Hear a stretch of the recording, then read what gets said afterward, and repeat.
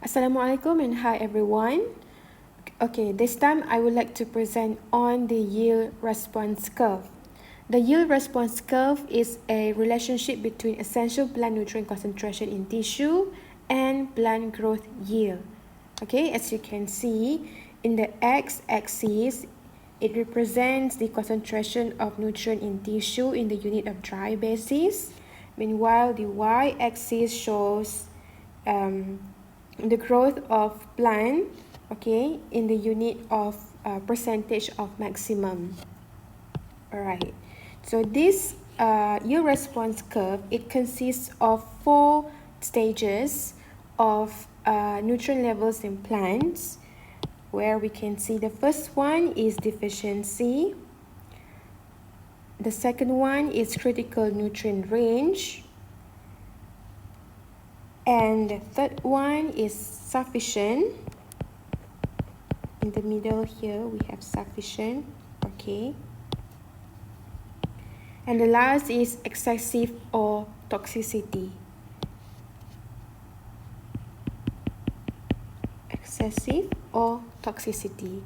Okay, so let us start with the first stage, which is deficiency. Okay, initially, plant yield is severely affected when a nutrient concentration is deficient. Nutrient concentration is low enough, okay, in this region, nutrient concentration is low enough to severely limit yield, and this will cause distinct deficiency symptoms are visible, right? Okay. So with moderate or slight deficiencies, symptoms may not be visible. So when the symptoms are not visible, but the yields will still be reduced, and this kind of situation, we call it as hidden hunger. Okay, the plant suffers deficiency, the yield is reduced, but we cannot see the symptoms, okay? So the term is called as hidden hunger. Alright, so when we observe deficiency symptoms in plants, so what we do is we add more nutrients to the soil, and eventually the nutrients will be absorbed into the by the plant roots, and later it will be translocated throughout the plant parts. Okay, so when the nutrients deficiency is corrected, what happens next is growth increases more rapidly than nutrient concentration. So when growth increases, we are now in the stage of critical nutrient range. Okay, so as nutrient concentration increases toward the critical range, plant yield increases and generally maximize.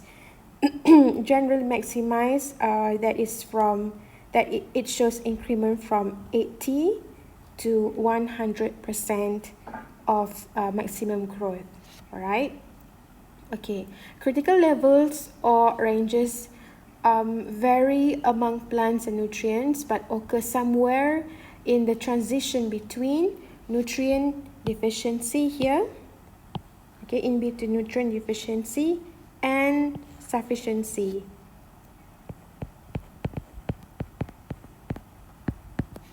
Alright, it's between the two.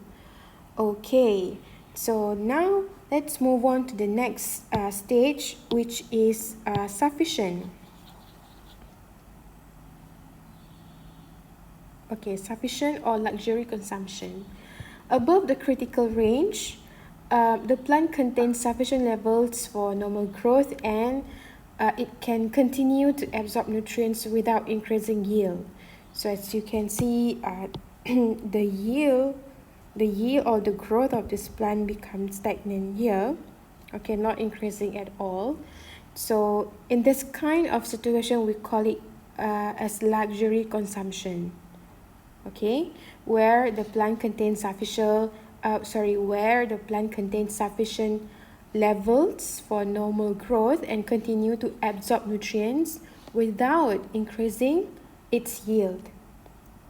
Okay, in this kind of situation, the nutrient sufficiency can occur over a wide range, but the yield is unaffected. Okay. Alright, so the last stage in yield response curve is toxicity or excessive. Excessive. Okay, so when more nutrients are added, this will cause excessive or toxic. You know, sometimes without knowing, we keep on adding more fertilizers and more nutrients to the plants without realizing that the plants are now entering excessive or toxicity level. Okay, so this excessive absorption of a nutrient or element, it can be toxic to plant and reduce yield, or even can cause plant death. So the reduction of yield, as we can see here, it reduces from 100 to 80. From 100 here to 80. Okay, about 20% reduction of growth or yield. And this excessive nutrient concentration can cause imbalance in other essential nutrients. Yeah, so these are the 4 stages of nutrient levels in plants, okay, as you can see in this yield response curve. So we must make sure that the amount of nutrients supplied to the plants and absorbed by the plants are always in the stage of critical nutrient range. Okay, so we must maintain somewhere here. Okay, we must maintain somewhere there to make sure that the plants always are receiving enough essential nutrients for their growth and development, and this somehow will largely influence the amount of yield that will be harvested later.